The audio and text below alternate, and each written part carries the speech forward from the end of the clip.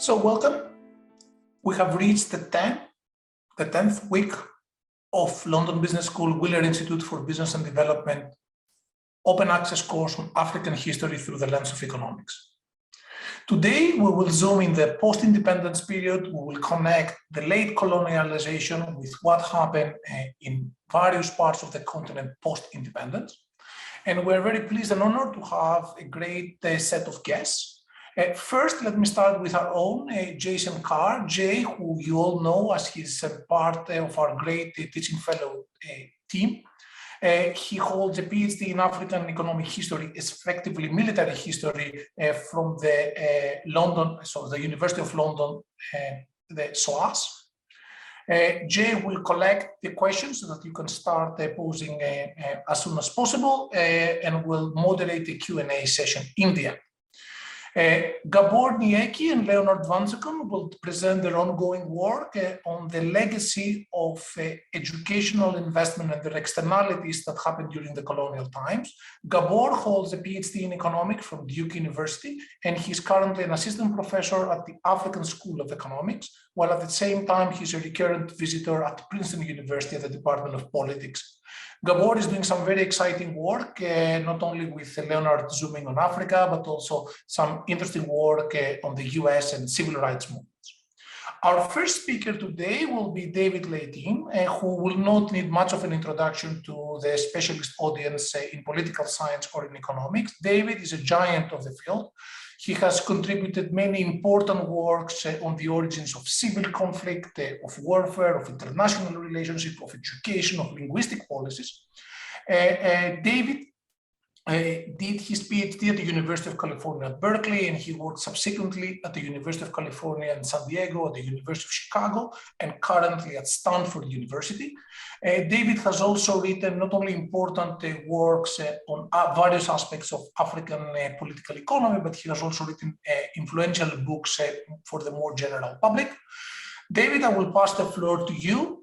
So the plan is that David will start presenting some of his ongoing and recent work on African educational and linguistic policies. Then Gábor and Leonard will discuss their, again, ongoing work on the legacy of colonial educational investments.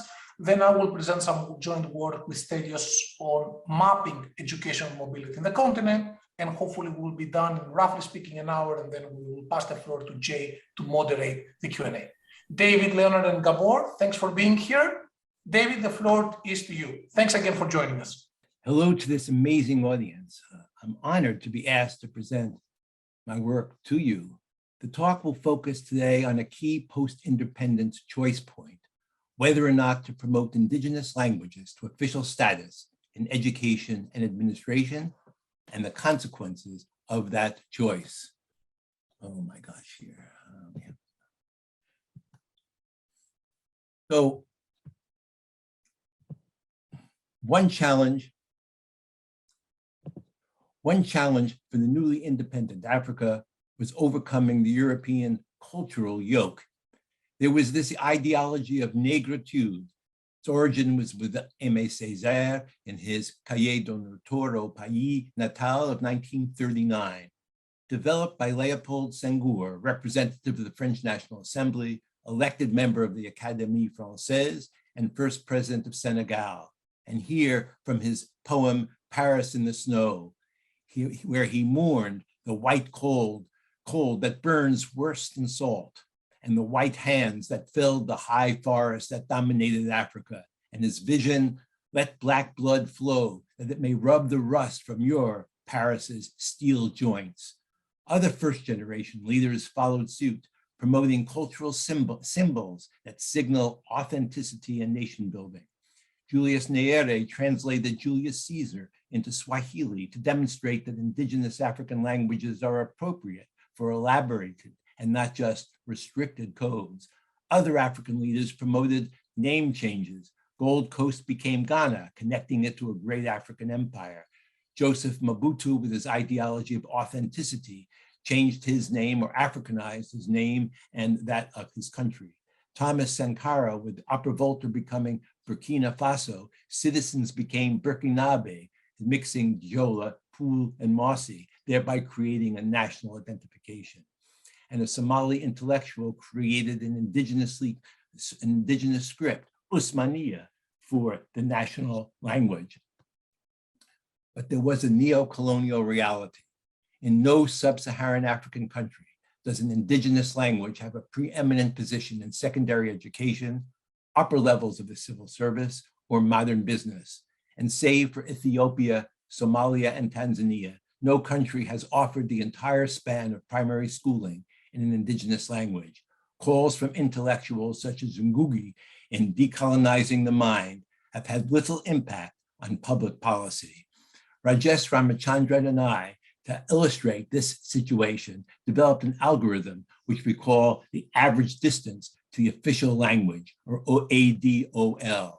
ADOL in a country is based on each language group's population share and its language distance from the official language, as defined in its use for writing the Constitution and basic laws, and computed by its address in Ethnologue's tree of world languages, whether it is from a different language family or merely a related dialect.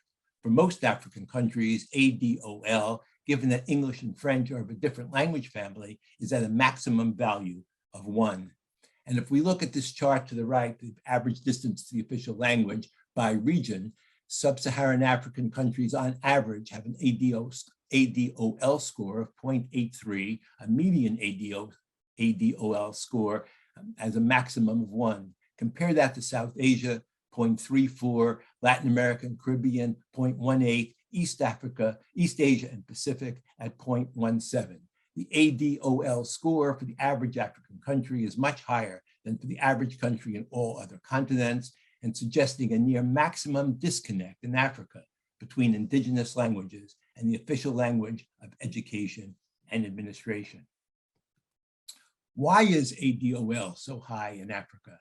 A number of reasons have been suggested. The first is ethno-linguistic fractionalization. As Ali Mazrui, the doyen of African political science in the 1960s and professor at Makerere, in his typical irony, offered that the only fair language policy in multilingual Africa is to choose as official a language which no one speaks. But there was something deeper, had to be the reason. And I looked at Somalia, which had 3 imperial languages, English, Italian, and Arabic, predominating for a decade when the population shared a single indigenous language. And in my doctoral dissertation, published in 1977, I chronicled a 2 decades long script war before Somalia could become the national language. So it couldn't just be ethnic linguistic fractionalization. Something else was preventing African languages from becoming official in African states. There's the issue of writing tradition. A writing tradition significantly lowers the cost of officializing an indigenous language. And of the 47 sub-Saharan states that Rajesh Ramachandran and I have looked at, only 2 states, Eritrea and Ethiopia, had a written script for an indigenous language before the arrival of the Christian missionaries, as compared to 18 of 19 South and East Asian polities that received independence post-World War II. This writing tradition significantly lowers the cost of officializing an indigenous language. There are other reasons as well. One, of course, is bureaucratic interests. Missionary exposure to the colonial language gave civil servants a comparative advantage in securing the most lucrative civil service jobs. They had a strong interest in the linguistic status quo. In a research effort I did in Sri Lanka, when the Sinhala Only Act was passed in 1956, that was supposed to replace English as the predominant language of administration, it was the Sinhalese bureaucrats that tried to block its implementation and slowed it down because they had a comparative advantage in writing and speaking in English. There's also the issue of parents' hopes for their children. In a study I did in Ghana, published in the APSR, we interviewed many parents whether they would want to have their language as a language of education and administration in Ghana. And many of the parents said no, they would love to have Akan, the language of education. However, they wanted their kids to be able to compete in the European labor market. And to do that, English was a sine qua non, and they prefer their kids to compete in that market and therefore have their education in English. Finally, there was political inertia. As Erica Alba, whose data we'll be discussing later on, pointed out in her wonderful book, the economic and political agendas of the newly independent states precluded attention to language. There were too many issues at early independence to worry about, to think about changing the language of education and administration. So what were the cultural consequences of linguistic status quo? That was the major part of my doctoral dissertation. I conducted a field experiment in Wajir in northeastern Kenya. I worked with bilingual secondary students in Somali and English, and I quasi-randomly paired them for role-playing sessions. Half were assigned the role-playing sessions in English, and half were assigned in Somali. In one of those role-playing sessions, there was a headmaster and teacher with opposing views about a preparatory exam for O-levels. The headmaster pushed for a hard exam to demonstrate challenge. The teacher pushed for an easier exam to build student confidence. How was this resolved? Through authority, who had the right to decide which exam to give, or pedagogy, which would be better for the kids? My hypothesis was that in an egalitarian culture, as Somalia was, and an egalitarian language, authority claims would be deemed inappropriate and hard to really say in Somali. In English, associated with the colonial state, authority claims would be deemed appropriate. And if you look to the right, what I found is authority-based claims in English were significantly used more than authority-based claims in Somali. Whereas when pedagogical claims, such as what would be better for the children's educational success, the Somali dialogues had many more pedagogical claims made by teacher and headmaster, and English far fewer. The data demonstrate that there was a cultural consequence of language choice. The way issues and politics would be discussed would be different and more, say, away from African traditional norms. But ADOL is not only associated with cultural differences, but it's also associated with inferior socioeconomic outcomes in cross-national data. In these figures below, average distance from the official language in cross-national statistical analysis, average distance from official language is on the x-axis, and on the y-axis we have cognitive test scores, we have life expectancy, we have log GDP and log output per worker, and all of them, as ADOL goes up, human development and economic success goes down. There was this association which was obvious in the data. But how does ADOL suppress human development? And here work by Rajesh Ramachandran and I tried to figure out what the channels were between ADOL and human development. We discussed and developed data on two channels. First, the exposure channel. We looked at data from the Southern and East African Consortium for monitoring educational quality. They did a survey of 40,000 students in 2,000 primary schools. 60% of the students failed to meet minimal reading levels. We took these data and controlled for parents' education and SES, and we found that kids who were exposed to English at home had significantly higher grades in reading. What this suggests is if English is used only in schools, the kids are learning much less in schools than they would if they heard English outside of the schools. And low exposure to English or French in home life meant less success in English and French in school life. We also identified a distance channel.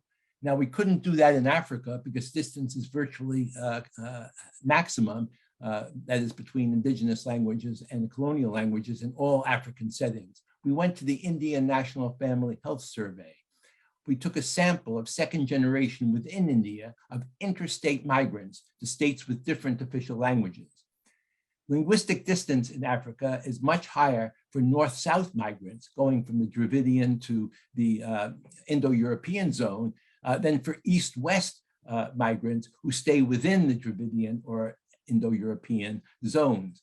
On a variety of outcomes, use of mosquito netting, knowledge about AIDS, those whose parents moved north-south or south-north with high distance had worse outcomes than those that moved east-west with low distance.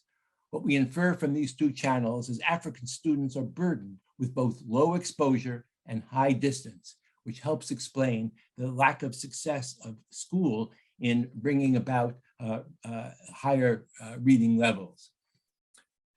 In a subsequent study, Rajesh Ramachandran and I looked at the colonial language use in education and how it inhibits literacy in Africa.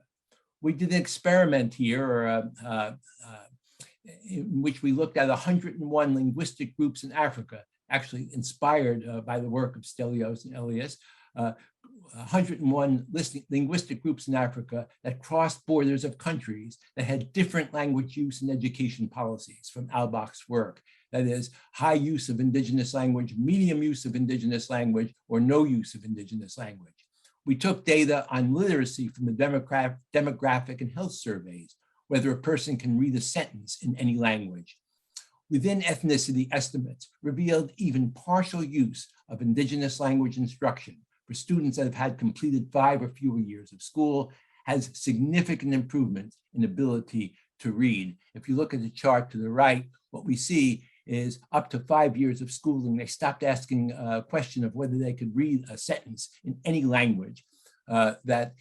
With 5 years of schooling, something like 75 or 80% of the students who had indigenous language instruction could read a sentence in a language of their choice. Whereas those who were in the colonial language system were talking about 5 years of schooling and something like 20% being able to read a full sentence in any language of their choice. Low use of indigenous language in schools is likely the mechanism explaining why ELF is associated with human capital failure. As I point out in the bottom left of this slide, similar results, experimental results, were found in a study of Leighton, Ramachandran, and Walter done in Cameroon, of Bryant and Kim, work done in Malawi, and Ramachandran in Ethiopian educational reform, finding consistent results that indigenous language instruction, not only in K through 3, not only provides better results in mathematics, but often in English and French as well, learning through the indigenous language. Linguistic diversity, I should point out, is not destiny, and evidence from East Africa shows this. Work by Miguel and Kugerty within Kenya, they found that variation by district in ELF, since there's been no changes in rural settlement, level of local diversity is exogenous to ethnic politics today. And Miguel and Kugerty find that the greater diversity within the district, the lower the contributions to schools, Harambee contributions, and worse maintenance of water wells distributed as foreign aid. And in work comparing Busia in Kenya and Miatu in Tanzania, Ted Miguel finds similar in ELF between these two districts, similar in demography and in geography, 500 kilometers apart, different in promotion of a national language, high in Tanzania, low in Kenya, and found that the level of community trust and contributions to schools declines in Kenya with increasing local diversity, but no such decline in Tanzania. So the use of the national language has some association with overcoming the issues and the growth tragedy issues of Easterly and Levine with high ethnic linguistic diversity. So in conclusion, there are many reasons, historical and political, why newly independent African countries abjured the development of indigenous languages for education and administration. But the consequences of colonial inertia are significant. There's cultural autonomy issues, as I discussed in my field experiments in Kenya, and human development issues in issues of literacy and knowledge of health issues.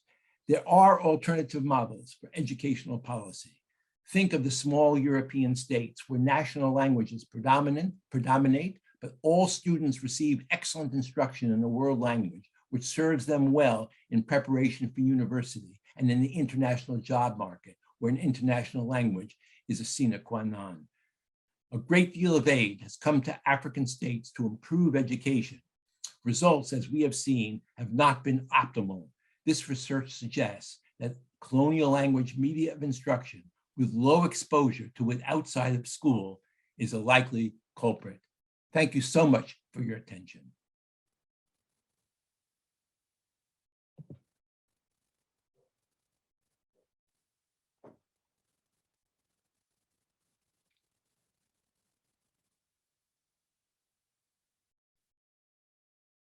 Okay, thank you very much, David. I will follow immediately with my presentation on externalities in colonial schools.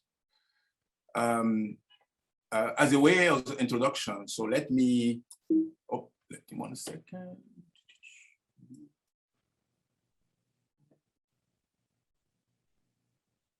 One second, full screen, okay, good. Can you hear me? Okay. Yes, we can. So, yeah, cannot see full screen, but yeah, I did full screen, I think. No. Okay. So this is a project, actually research, part of the research portfolio of African School of Economics. So it's a long-term, 12 years and running project, which really benefits from the ASC infrastructure. I'm not going to describe ASC, but I think it's really important to understand that this is actually a program, what I'm going to be presenting. The goal of the overall, project is to provide an integrative approach to the study of human capital externalities and the mechanisms of its persistence, particularly across generation. And it uses historical context of the creation of the school to make assumptions about, cohort selection and location selection of the school being exogenous, and exploit the timing and location of colonial institution as a two-step hierarchical design. The two big questions were, what were the externalities that colonial could have on the first 3 generations in Benin and soon in Nigeria? What are the mechanisms? Is it because those who are non-educated have labor market opportunities, higher income, as a result, they send their kids to school?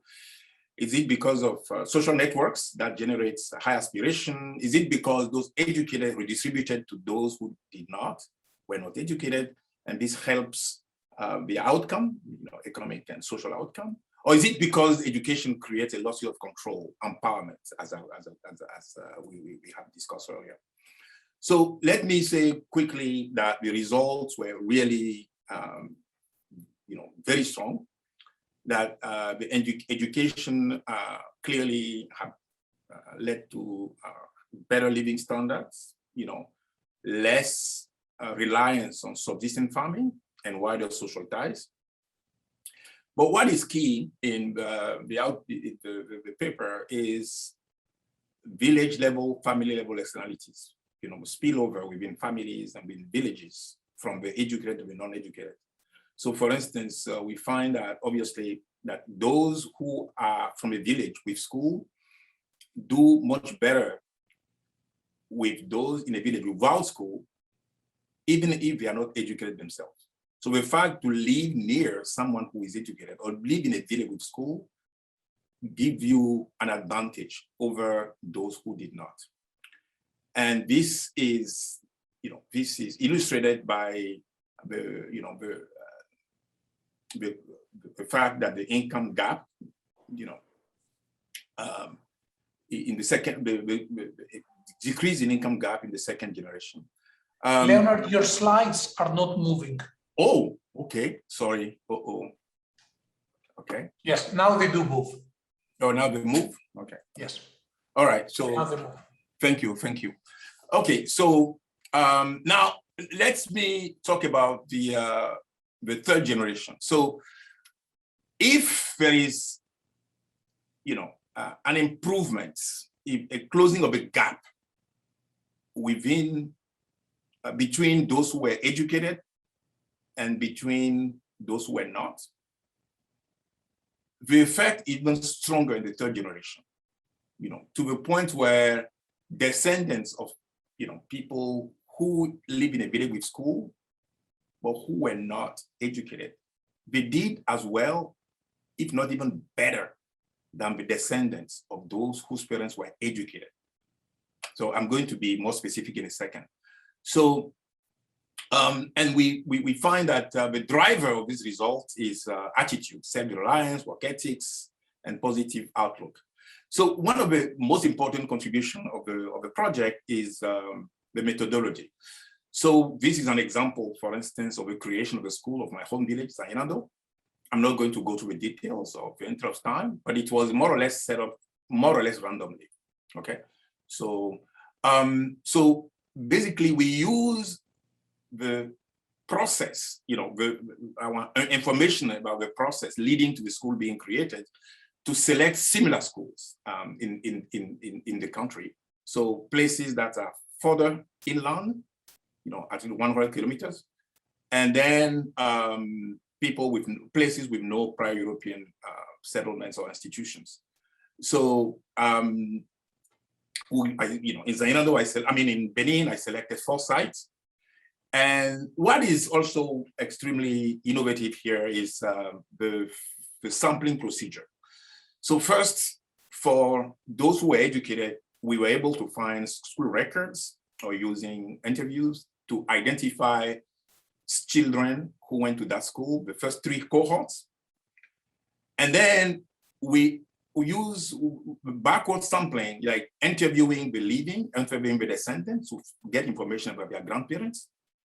And we divided, the subject living close to the school, 7 kilometers or less, into 2 categories. Type 1 is where in the village there is at least 1 person who have been to school. So the school is nearby, but someone in the neighborhoods have been to school. And then places close to the school with no one in the village paid school, that type 2.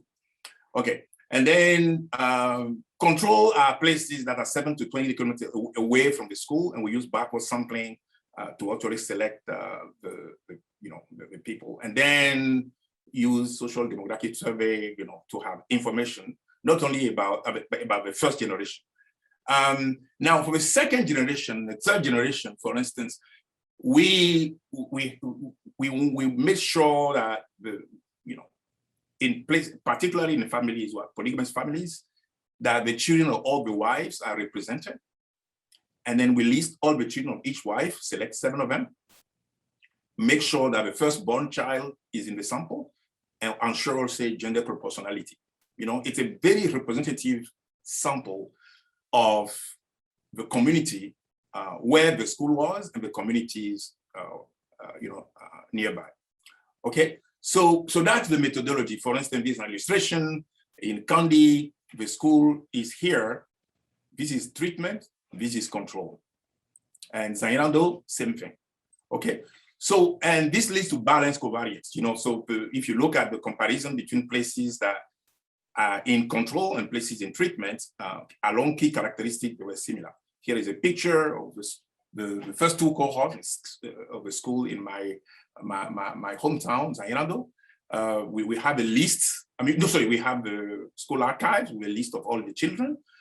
So, and as you can see from here, from this table, clearly those who went to school are far less likely to be subsistence farmer. And you can see a gap between those living in the village with school, like here, and village village without school. And along all econ, politics, networks measure, education already have a very big impact on the first generation. Now, when you look at the second generation, the gap shrunk considerably. You can see primary school, the gap between children of those whose parents have been to school and parents did not go to school, the gap has drastically shrunk. So you have social mobility in general, but particularly among those living near a school or near someone who has been to school. Okay, when you look at the income mobility in the third generation, you can see that in the third generation, those whose parents are low income have nearly 70% chance of doing better than their parents, as opposed to 40 for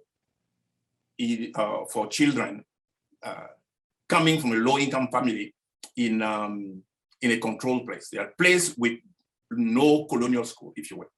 Okay, so now the most important table is this one, because if you actually look at the mobility by category, by treated individual, those whose grandparents have been to school, those whose grandparents live near a school or living near someone who has been to school, you see that the most significant mobility is by those whose grandparents did not go to school, but live near someone who had been to school.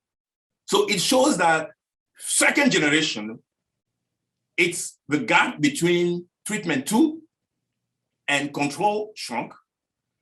Third generation, the gap between treatment 1 and treatment 2 shrunk to the point where even treatment 2 did better than treatment 1, you know. So across generation, you know, not only mobility of those who were only indirectly, whose grandparents were indirectly exposed to education was very significant.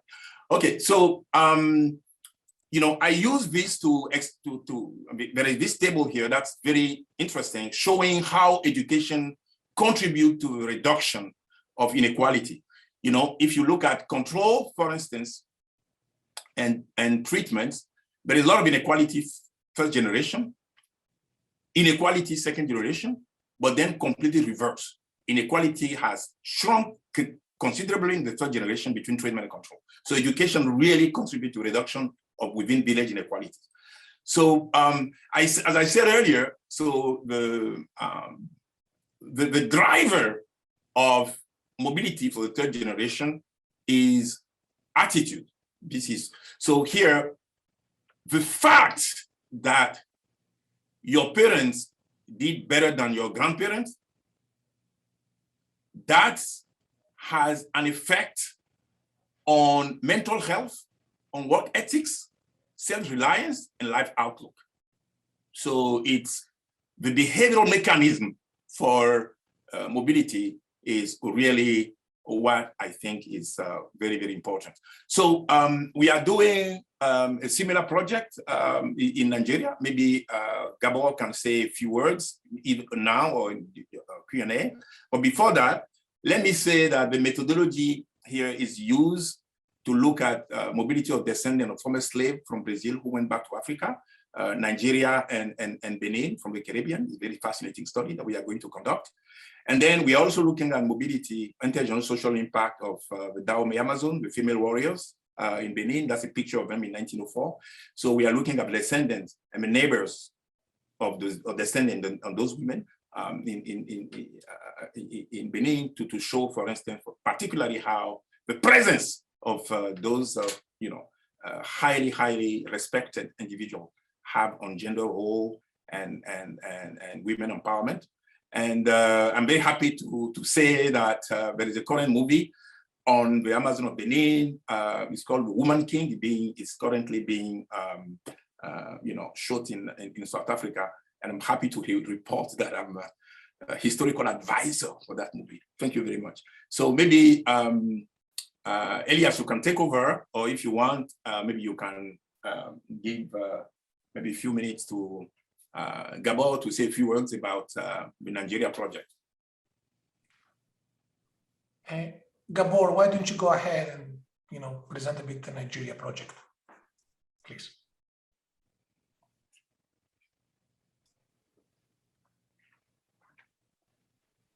Gábor, you want to say a few words? Yeah, we can hear you. Okay, yeah. So the Nigeria project is similar to the Benin project in that the idea of looking at schooling externalities is there. But what is different about the Nigeria project is that while in Benin, the cultural environment was somewhat homogeneous across the different locations that were selected for the schools, in Nigeria, we have a lot of heterogeneity just because of the immense diversity of different areas of Nigeria. Northern Nigeria is very different from Southern Nigeria, for example, partly because of the religious experience, but also in terms of other social norms. And so the first schools that were established in these various parts of the country had, they existed in different economic and social environments, as well as in very different historical periods. The sample that we are looking at in Nigeria is running from the first school being in 1845 to the first school being in 1928. So it's an 80-year period that we are spanning there. And so probably what makes the Nigeria project the most exciting is that we can look at a lot of heterogeneity and different stories in which education could have positive effects on the outcomes of students and their families generations later. Yeah, but also the gender dimension, you know, most schools in Benin were just boys' school, all of them, in fact, first generation. But then in Nigeria, first generation, you have some girls' schools, so we can actually look at, you know, girls' education in the first generation and long-term impact. Yeah. Thank you, Gábor. So, Elias, please. Thank you, Leonard, and thank you, Gábor, and of course, thank you, David. So, effectively, what I want to discuss, and I will be very brief, builds on both the remarks of Leonard and the remarks of David. So, alongside, let me share my screen, my slides.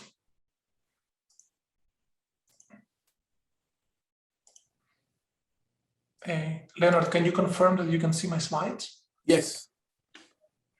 So, effectively, Alberto Alesina, who sadly passed away while we were working with Stelios and Sebastian on this project, we started a journey 5 or 6 years ago to try to map the land of opportunity in Africa, zooming at the role of education that Leonard very forcefully and very eloquently you coined as, you know, perhaps the great chance for many individuals to escape poverty and rise. So, effectively, what we have been doing is that we have been trying to map in which parts of Africa we see considerable higher mobility. I will define this shortly, and in which places of Africa we don't see that much level of high upward mobility. And our motivation effectively was that we observe in many parts of the continent sizable differences in well-being. And besides, what we have been working on is try to look at the ethnic and also at the religious cleavage. So I will show you some very rough maps looking on regions and religious affiliation, but we have some ongoing work with Stelios and various other co-authors looking at the ethnicity level. So effectively, what we have been trying to work is that to provide mappings of the intergenerational mobility, reflecting what's the likelihood that the parents of young Africans whose parents have not completed primary schooling manage to complete primary schooling, so in the sense they go up. And then we have also measures of absolute downward intergenerational mobility in education, which reflects the likelihood that young Africans at the age of 14 to 18 or 14 to 25, whose parents have completed primary education, do not manage to complete primary education. So they go down in the household level. And effectively what we document is that we see significant inertia.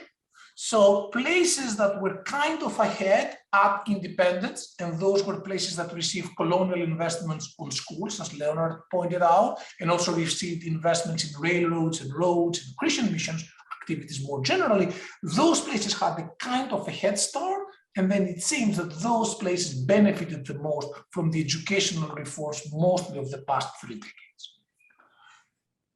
Now, we also work on ethnicity and checking differences across religious affiliation, and what we find is that there are strikingly large gaps in both upward and downward mobility across Africans adhering to different religions.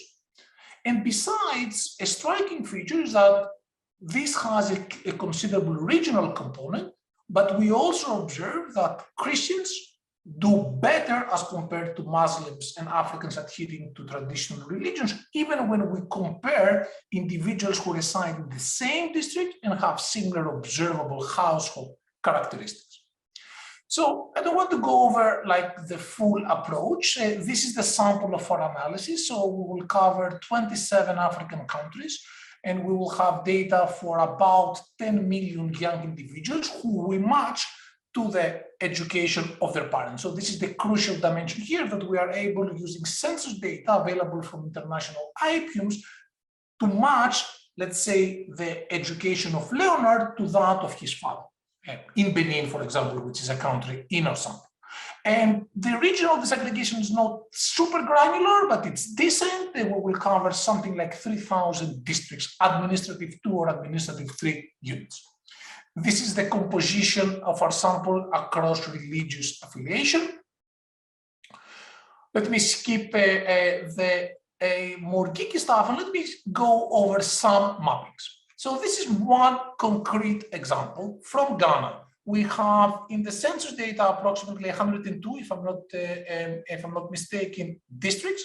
And what you see here is on your left a measure of upward mobility. So kids whose parents have not completed primary schooling manage to complete primary schooling. This is about 80% or 70% in the Asante region or in the region surrounding Accra, but it is only a third, so much, much smaller in what used to be during the colonial times, the Northern Territories. And effectively, we see something similar when we look downward mobility, in the sense that we see much higher downward mobility in the north as compared to the south. So we do this analysis across, roughly speaking, 2,800 African regions, and this is a mapping of where is the African land of opportunity. Again, opportunity here measured with the likelihood that children whose parents have not completed primary schooling manage to complete at least primary schooling. And of course, we have actually in some places, for example, North Cameroon is a striking example, places where despite the old generation having some levels of considerable education, actually the younger generation fails to complete at least primary school. So we provide various statistics where we tabulate the data across countries, but actually a striking result is that within countries, we have considerable variation. So if I was to pick one example from Mozambique, a country where with Giorgio Echeverri and Stelios we have been doing some actually research, we observe considerable differences on mobility. On average, it's something like 10%, but in some places it is as low as 2%. In other places, it is 2/3, which means that, roughly speaking, 2 out of 3 of kids whose parents have not completed primary education manage to complete primary education. But then you have some other places where actually upward mobility is close to 0, in the sense that it's less than 2%. So what is striking from the analysis is that we have those considerable within country variation, if you like, spatial differences.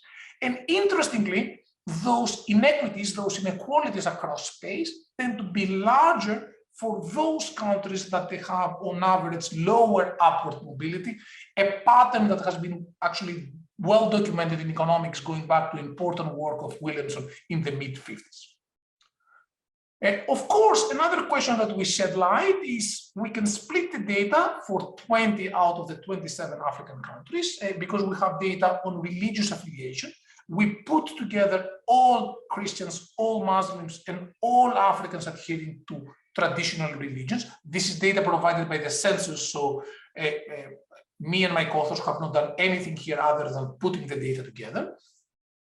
And again, we observe considerably large differences in mobility, with Christians faring better than traditionalists and Muslims in most, but not all, parts of the continent. Now, the second step is what explains those considerable differences across religious affiliation on upward and downward mobility. And effectively, what this graph shows is that districts, so where you reside, seems to be the most important explanatory factor. Now, of course, this goes back to things that we have covered in the lecture. For example, Nathan and Stelios covered earlier on that Africans adhering to different religions reside in different regions. So an interesting question is why we observe higher levels of upward mobility for Christians as compared to animists and Muslims residing in the same place and having similar household family features and occupational specialization characteristics. The reverse happens with downward mobility. And actually here, what is another striking result is that Africans who identify adhering to Islam actually have a much higher likelihood of downward mobility, not only vis-a-vis Christians, but also vis-a-vis Africans adhering to traditional religions. So effectively, this research begs to and raises two important questions. First, since regions tend to correlate with upward and downward mobility, do they have a causal effect, or this is simply a story of sorting where some Africans, as we observe also similar patterns in America or in India, tend to sort into places with perhaps more schools, higher levels of development, and they do better. So is this a case of so-called spatial sorting or selection, or regions have a causal effect? And effectively, we apply a very neat technique developed by Chetty and Nathan Nunn, professors at Harvard University, where effectively the idea is empirically somewhat obscure, but the idea is actually quite neat. You examine variation of siblings whose households move when they are at different ages. And if regions matter, you should expect that when you move from a low mobility to a high mobility place, this will have a bigger effect for the younger child. Let's say the child that moves at the age of 1 or 2 vis-a-vis his or her sibling that moves when the household moves when he or she, let's say, is at the age of 7. And effectively, this is what we find. The earlier the move, the bigger is the educational gain. But interestingly, this applies equally for Christians and Muslims. Those differences are statistically insignificant from each other, which effectively now poses another question. Why don't people migrate that much? Although this project started zooming on education, effectively, there is now an interesting question. Why don't we see more Africans moving into opportunity? By the way, there is nothing nothing Africa here specific. We observe similar patterns elsewhere. So the next question is, can we characterize the land of opportunity in Africa? So which are those places where Africans do better vis-a-vis their parental characteristics, and which are the places where we observe low levels of upward mobility and perhaps high levels of downward mobility? So then we embrace on a correlational analysis, examining for the role of locational characteristics. Recall there are wide differences within countries in upward and downward mobility, trying to characterize regional mobility. Let me go directly to the summary of the results. 3 sets of results. First, in those African regions where we observe somewhat higher population density, more specialization in services and manufacturing vis-a-vis agriculture, in those places we observe better outcomes for African children of all religious denominations. Second result, those places that tend to be closer to the coastline and closer to the capitals, those are also places that received more investments. Those places are associated with higher levels of upward mobility and lower levels of downward mobility, again, for African children of all religious denominations.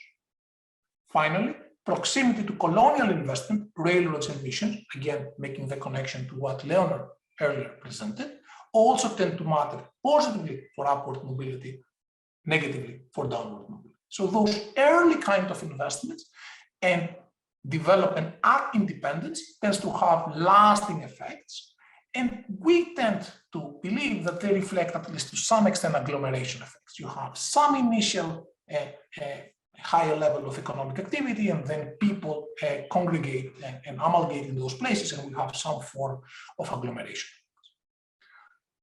Now, the last thing we try to shed some light on is why we observe those differences across religious affiliation. So why in some places Africans adhering to traditional religions or to Islam fare worse as compared to Africans adhering to Christianity. Let me pause here and make a digression. This doesn't necessarily mean that one is better than the other one. It's just this empirical regularity that stands out very clearly in the data. Now, all of the features I showed before matter for both Christians, Muslims, and animists. So the question is, why is the difference? So the only feature that tends to correlate tends to be how many co-religionists happen to be in the region. If I was to summarize the result with one figure, you get this very interesting kind of regularity that deserves more research. Christians do quote unquote well, independently on whether they reside in areas where there are many Christians on average, something like 50%, or not so many Christians. In contrast, when we look at Muslims, Muslims do well, actually even better than Christians, in places where there are not that many, but they do considerably worse vis-a-vis other Muslims and vis-a-vis Christians in places where there are many. Again, there is nothing Africa-specific here, in the sense that a very similar kind of result emerges when one looks across race and ethnicity in the United States. And there is very interesting work by David Cutler and Ed Glaser and Raj Shetty looking at segregation across race and ethnicity in the United States. So, what can we say out of it? Let me stress here what Nathan, Stelios, and Leonard have been constantly saying in this teaching initiative. Here we need more research, and we hope that this lecture series, give some inspiration to many of you to continue on this research journey. We need clearly more evidence here. Now, what seems to be happening is that, and let me use this as my concluding slide, is that we tend to observe, with the exception here of Rwanda, which of course is kind of a peculiar case because the census reflects the sad events of 1994, we tend to observe a much higher mobility. This is mobility within the country, measured what's the percentage of Christians, Muslims, and animists who reside outside their birthplace. If you were to look at the all weighted by population or all unweighted, we observe something like 4 out of 10 of Christians residing outside their birthplace, while the corresponding statistic when we look at Muslims is less than 20%. So recall that there are considerable differences in well-being, as I showed you earlier, across Africa. Besides, Muslims and animists tend to reside at independence in places far away from the capital, a bit further inland, in places that did not receive much educational and infrastructure investments during colonization. So one in principle should have expected more out-migration from these places. Nonetheless, it's not what we observe. So to sum up, what we have been working with Stelios, Sebastian Homan, and Alberto Alesina, who sadly passed away while we were working on this project, is try to map, to provide, if you like, descriptive evidence of where is the African land of opportunity. And our first set of findings revealed strikingly large differences in educational mobility in the same country across regions. This applies especially for rural households, less so for urban households, and it applies for both male and female. There are regions do have causal effects. So if you move when at an early stage of your life into a high mobility place, you tend to do better vis-a-vis other kids of the same age from the same birthplace. And initial conditions tend to matter. These features, interestingly, matter for Africans adhering to all major religions. Nonetheless, we believe that there are various open research questions here, and here is a tentative list, and I'm sure that most of you will have even better ideas than what we list here. Let me conclude saying that in the next 1 to 2 months, we will make all the data and all those mappings publicly available in a dedicated website where you can go and you could click, you could decide the country of your interest, whether you're interested in urban or rural households, boys or girls, and tabulate those statistics in very illustrative visualizations. We believe that those strikingly large gaps in educational mobility call for more research, and we look forward to reading more, ideally from many people in the audience, about this work. So let me stop here. And let me invite Jay, David, Leonard, and Gábor to the floor. I see they have received many questions, and I'm sure that Jay has been collecting them. Thank you, gentlemen, for such insightful presentations from each one of you. I'm sure we've learned a lot. On a quick admin note, we've received a lot of questions. Thank you all. But in the interest of time, we can only answer a limited amount of them. Therefore, I have selected questions that cover the wider spectrum of what was discussed. And next week, as usual, we'll have answers to your other questions. The first question, gentlemen, I'm going to ask is for each one of you, because this theme has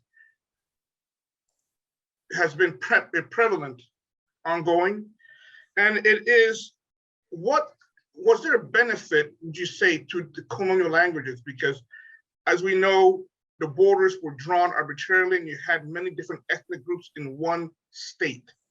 So would you say that this having one colonial language united people, or was it a hindrance? Thank you. I think this question is for David. Well, I would like to open to everybody who would like to answer. Leonard and Gábor, why don't you turn on your cameras, please, so we're on. Because I guess Jay has collected questions for all of us. This is an immensely important question.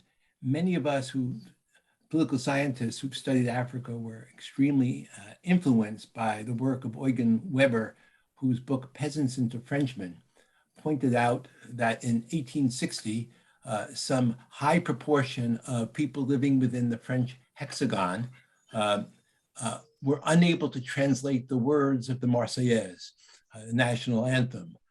And it was only in Third Republic France that we get something that was called a linguistic unity of everyone speaking the language of Ile-de-France. So Africa is not different or that different from European states in terms of the cultural traditions or the linguistic traditions of the populations within its boundaries.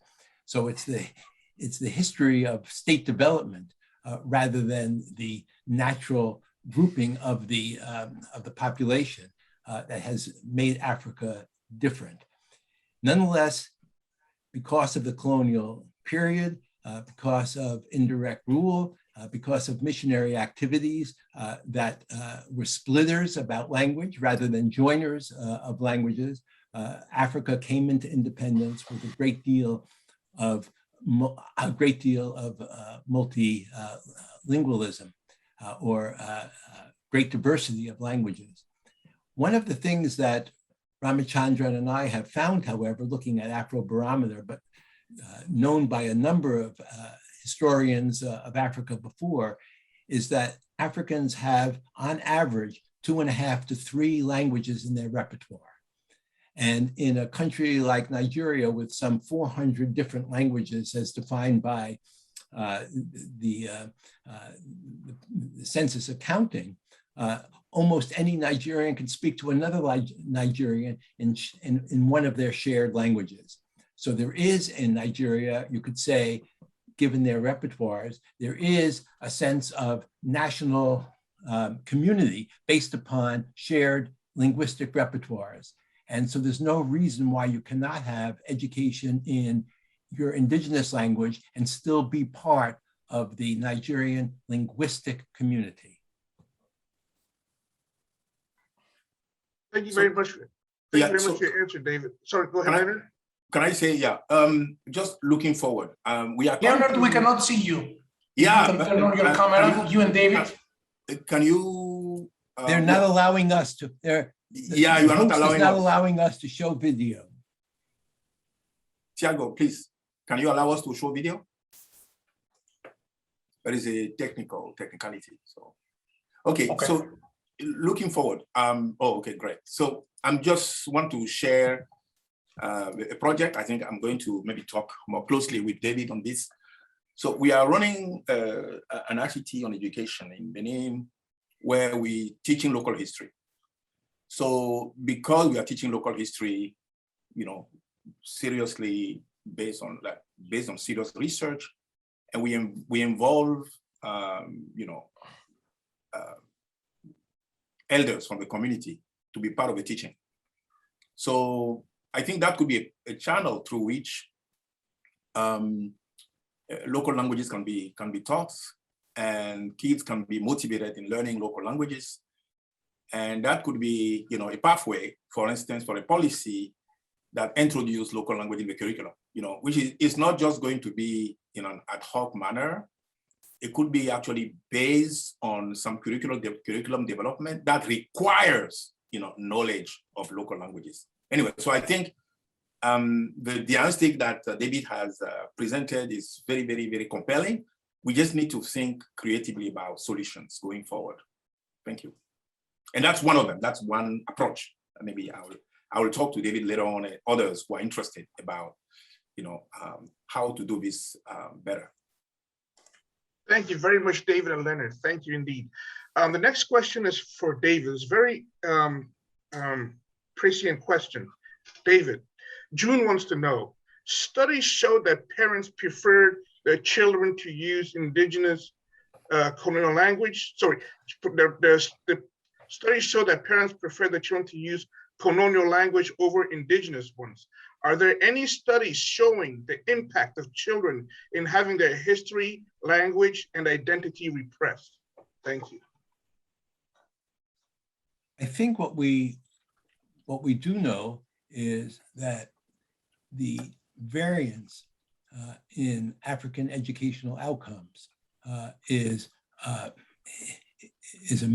major problem, and Elias's presentation shows some of it, and that is that some people who get through secondary school and university get the finest jobs, get international fame and all this, but the great majority of African students leave by primary 5. And after primary 5, the ability to read a sentence in any language is almost completely lost within a couple of years. So I would say the effect on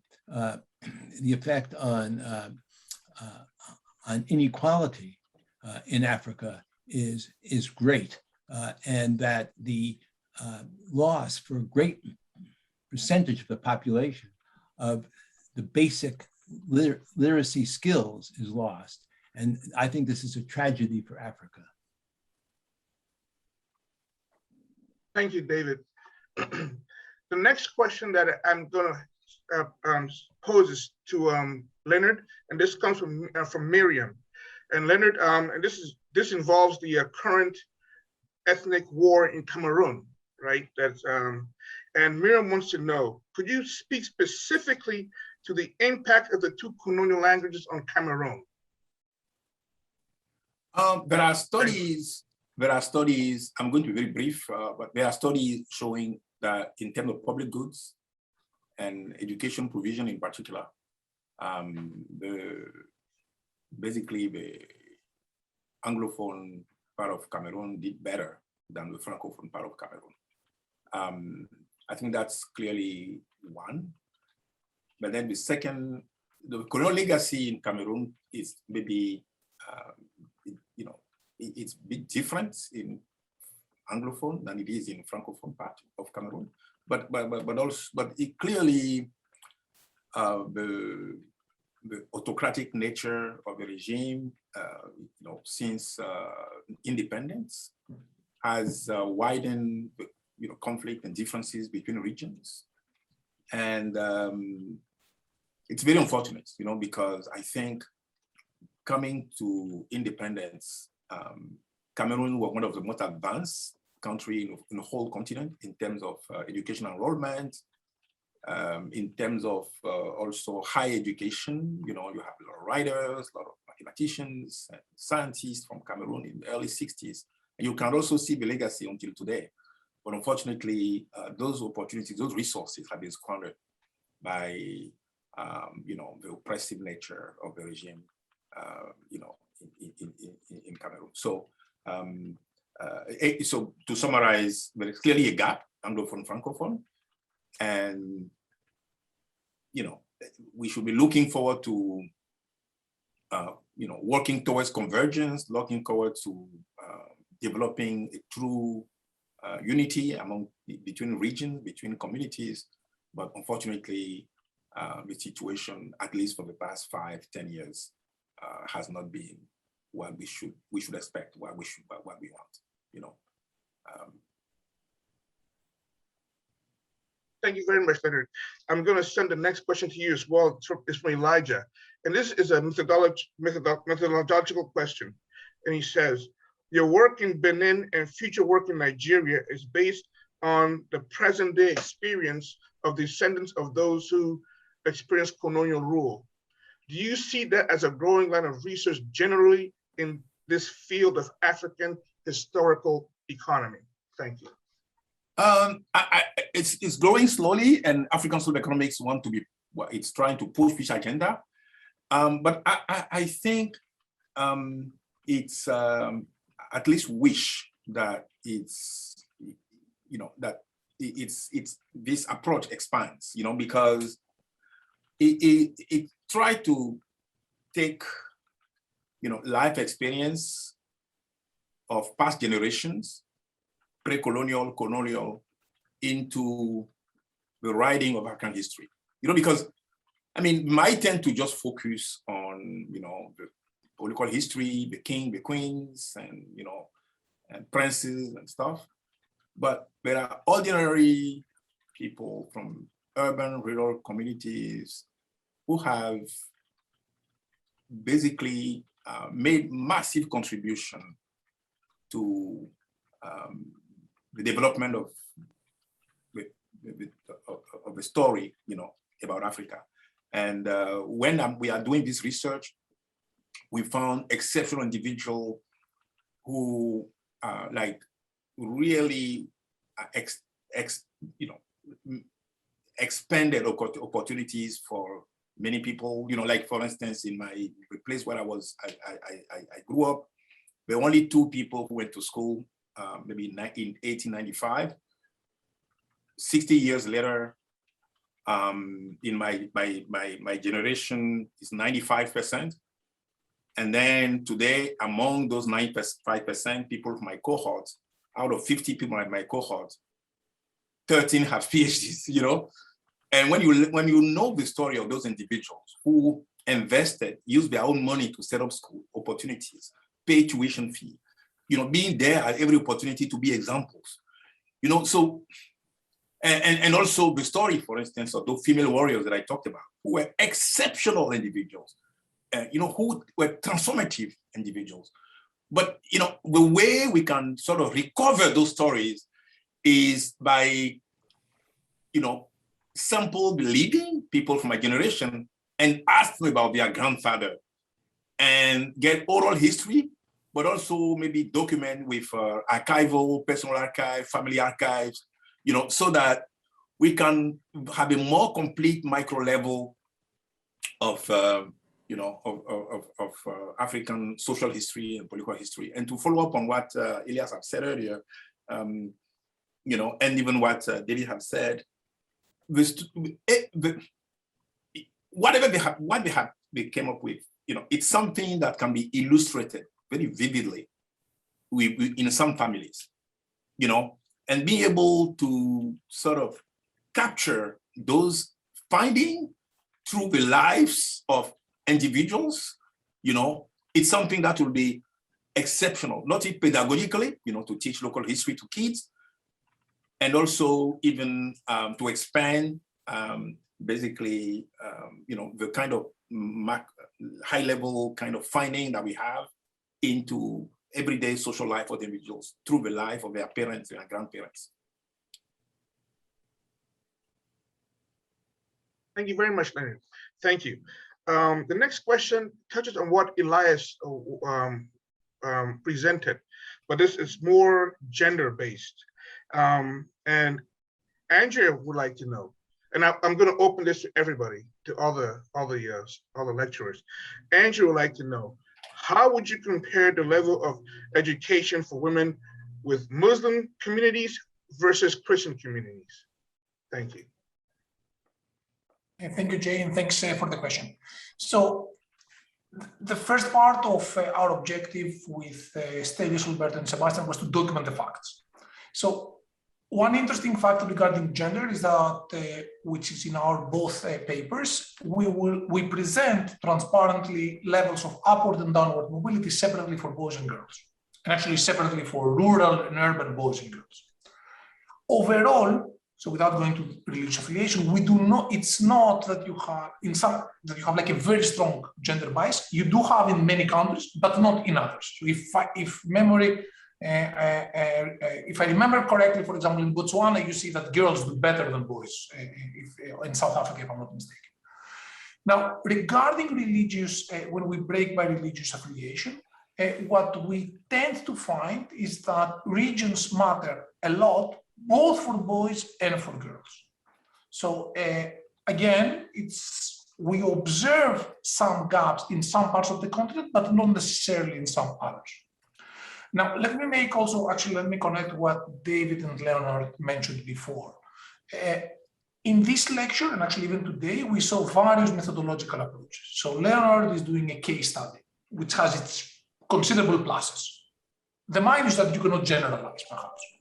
What we do with Stelios, Alberto, and Sebastian is we provide some descriptives, some bigger patterns for all the continent, which of course misses the more, careful analysis. David, for example, has done in his work both correlation analysis and field work and experimental. So our objective here with this lecture series is to portray all kinds of methodologies without, and I think here I think I reflect also the opinions of Nathan, Leonard, and Stelios, without saying that one is the holy grail and the other one is, not the best. So I don't know whether Leonard or David want to add something given their experience.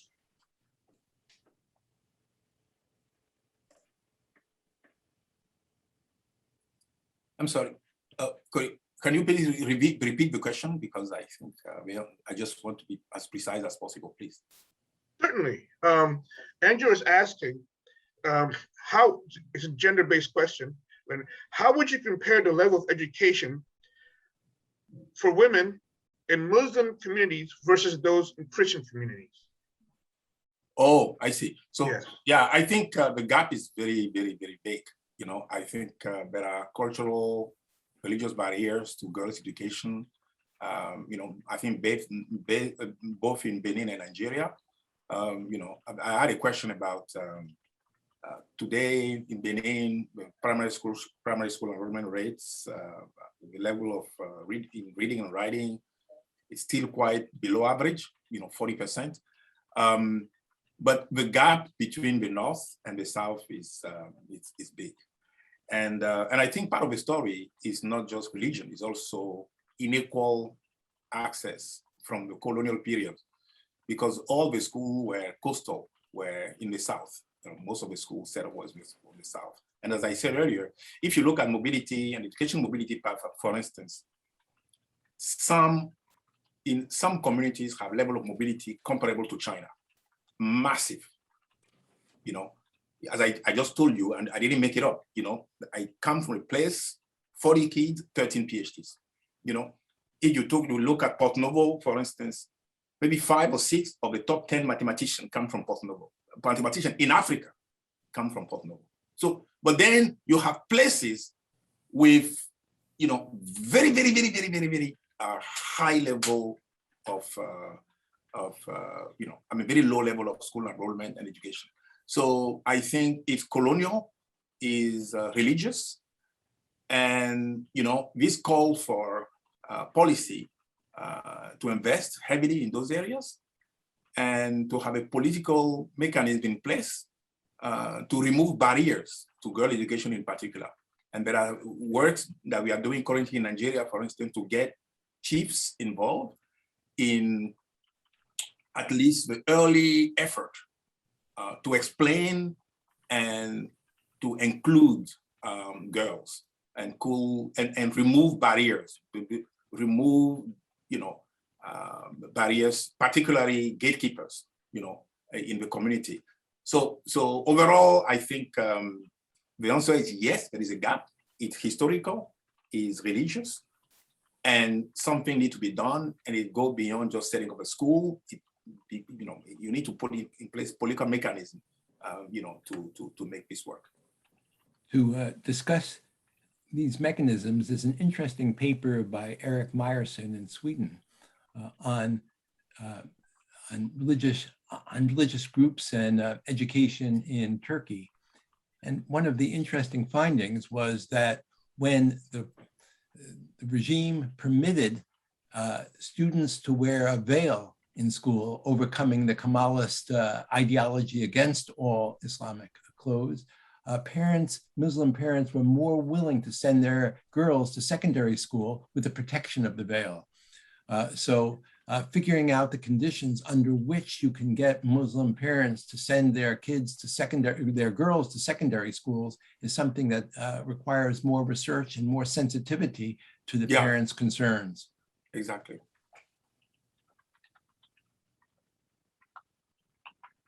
Thank you very much. And I think we have time for one more question here. And this may dovetail onto another question that we had, but I'd like to, in closing, if we could just reflect and look at this question. And it's from Eli, and it says, does the lack or absence of access to indigenous language create intergenerational trauma?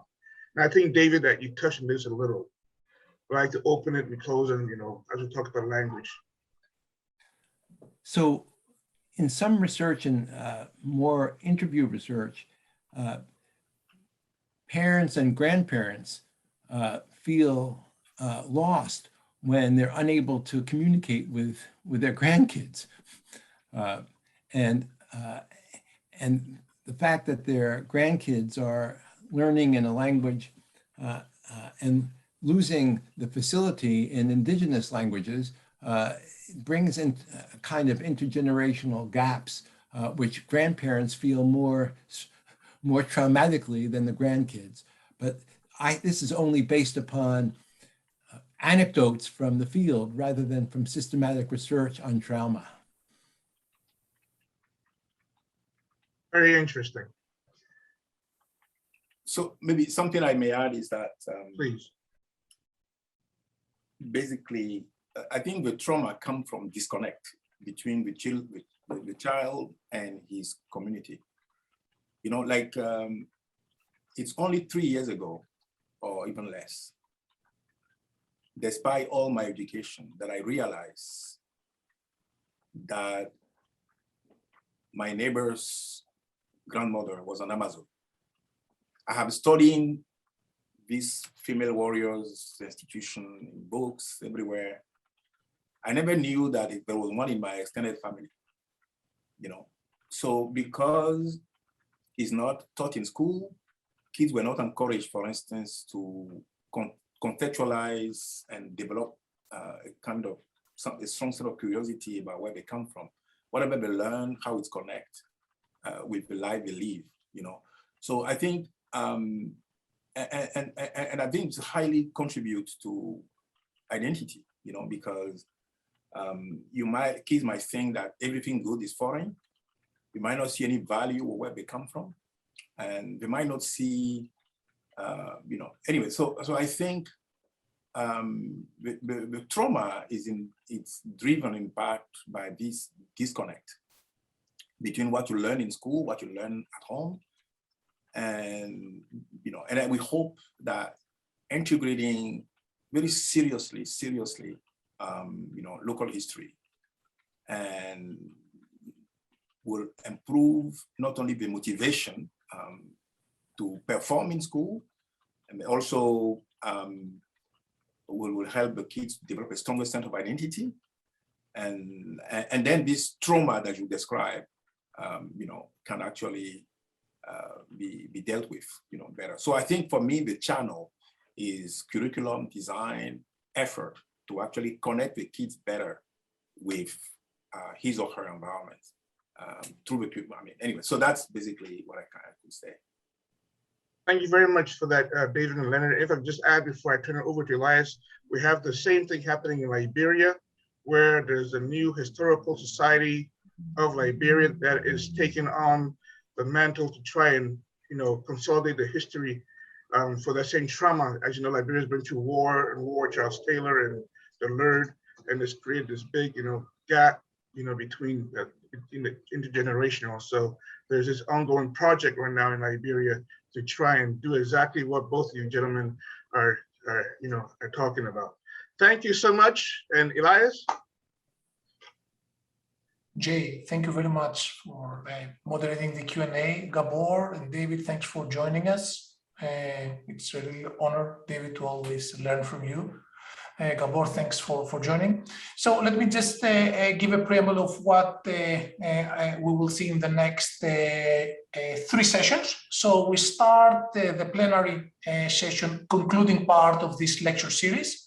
So tomorrow we will host Bill Easterly, a professor of economics at NYU, one of the leading authorities on development, with very important work on foreign aid, alongside Celestine Monga, currently a visiting professor at Harvard University's Kennedy School of Government, former chief economist of the African Development Bank, and Mo Ibrahim, one of the most successful African entrepreneurs and philanthropists, who will focus on foreign aid. We will zoom on what went wrong, how things perhaps may be improving, and what's perhaps the role of academic research on that, and thinking more about the future.